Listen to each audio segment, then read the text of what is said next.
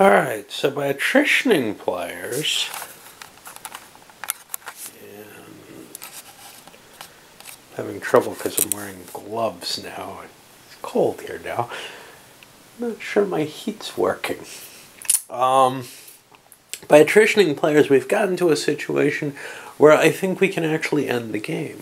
And it probably would have been the case in 3, maybe even 4 players. But once you get up to 5 or 6, you're starting to get to the point where there's just too much chaos. Anyway, what we've got now is really 2 solid factions.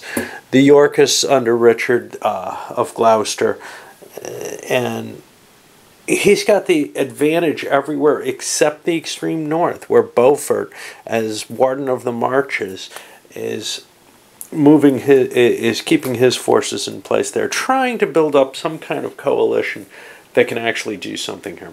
We've got an interesting situation in the sense that since we don't have a sole king, we can't have a parliament called. Now, Somerset has the Chancellor of England sitting in his hand. He's had it for a long time. He may have gotten it in a trade. He could play that on the Duke of Lancaster, but he can't summon Parliament on his own that way.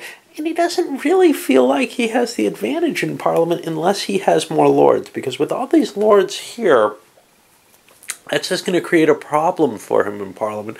He may not win the voting. And if he loses the voting, this guy's in a lot better shape to take advantage of it. Of course, both players have a single bishop. And all the bishops are sitting in that deck there, only available due to Parliament. Well, looking to break the deadlock. Troop-wise, he didn't feel like he has the strength. He's right in the same region, and if there's somebody with a lot of troop strength, which there is more on the other side, Somerset and Grey are both powerful forces there. It's harder to defeat them, and one of his big boys, Stanley, isn't going to be in the play, so he's got a lot of low-strength leaders adding to that overall strength. So he went to lay siege to Bristol. But now a catastrophe showed up. Now, that weakens him in terms of taking away one of his big strength points. And he may just not have enough strength for Bristol. But it strengthens him in the sense that that takes away some of the big power over on the northern lords. So it's kind of this weird situation where you might actually see Beaufort running away from the north and getting caught in a problematic situation if Stafford marches up there now. Well, things are turning kind of interesting. Buckingham marched north after Somerset got called back down to Corfu, and now he's got Somerset chasing Arundel here, but he's chasing the rest of the Tudor faction, if you wish, up into the north, where it's got really no power, but they got kind of stuck where they couldn't ride down without getting themselves into a dangerous position where they'd get caught. So now they're heading up, but it looks pretty unpleasant. Looks pretty unpleasant for his supporters. Ugly series of choices here. Parliament must be summoned if there's no king card came up. And this happened on Buckingham's turn. He could have laid siege here to Grey. Maybe won the battle. Unlikely. Probably waited him out long enough, but here's the problem. There's enough here, Beaufort and a couple of his allies. The Duke of Lancaster comes back automatically if it's defeated.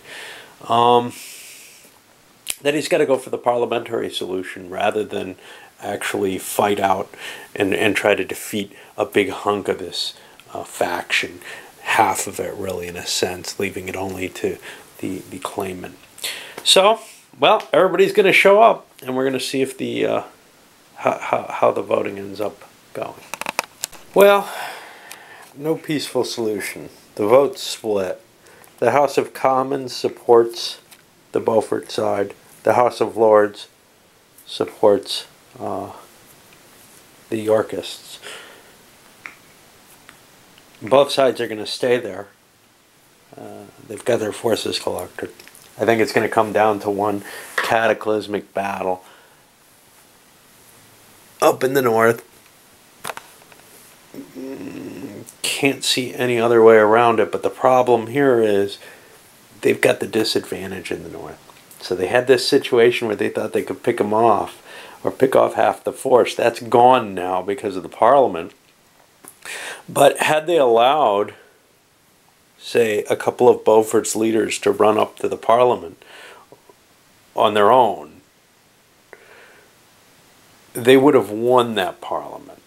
And they would have been able to take everything for those leaders, including bishops, and crown a king, have a sole king, and then just kind of steamroller the effect.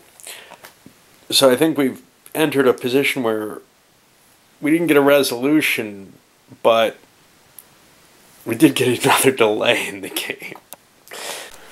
And now slowly a move. Doesn't want to give up the kind of dominance in the north of the Yorkshire area, because he's kind of blocking the real Northumberland lords from coming down and doing any damage. But while we're here, well, we might as well grab some stuff. So, grabbed some quick town votes by grabbing York. There's a lot of points that have to switch hands, though, and I think we got to start taking some of the brown territories. But if we do that, they may be able to come down and steal things like York back. That's kind of part of the problem. But there aren't a lot of votes up in the north. Well, it's time to finish things. A catastrophe showed up, and I had decided already because I'm holding the Earl of Northumberland in my hand and had everything within line. So everything struck up there, but a free move and play of the Duke of Norfolk brought some extra reinforcements in. So it's going to be a hefty fight there. And this is for the game, really. Assuming bad weather doesn't delay attack. Doesn't come. Yeah, there's going to be a fight. And I'll just finish this one up. And, well, be done with this.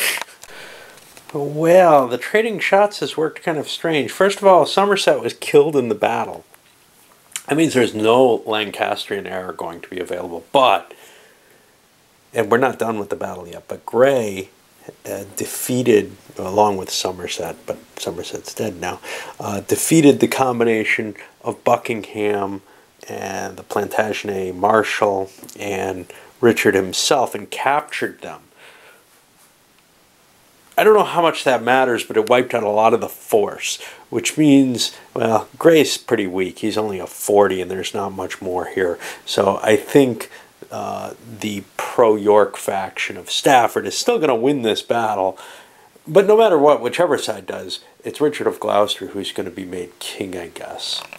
Well, Hastings and Howard, although Howard got killed, hold off the entirety of this half of the, or two-thirds of the Yorkist lines. And now we've got a line up here. It's not the best of situations, so we'll see what the optimal attack is and try to make it. And there finally Grey has succumbed, and the entire Beaufort side faction has been defeated. Somerset, Tudor, whatever, was killed. And we rescue poor Richard, who luckily wasn't. You know,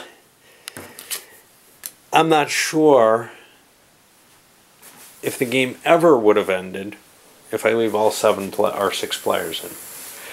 The balance of power just makes it impossible. And getting down to 2, though, it becomes very, very simple, right? Once you have the advantage, you can go after the other person. There aren't that many random events coming up. You're not getting flung all over the place. I don't know how to fix the game in multiple players.